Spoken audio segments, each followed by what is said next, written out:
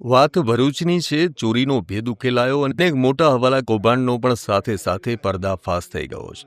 40 લાખ રૂપિયા સાથે શંકાસ્પદ હાલતમાં ઝડપાયેલા 3 શખ્સોએ હવાલાના 48 લાખ રૂપિયામાંથી આ ચોરી કરી હોવાનો ખુલાસો થયો.